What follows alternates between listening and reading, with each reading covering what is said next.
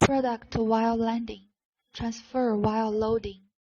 Raw ore from the mine is fed into jaw crusher by hand for crushing.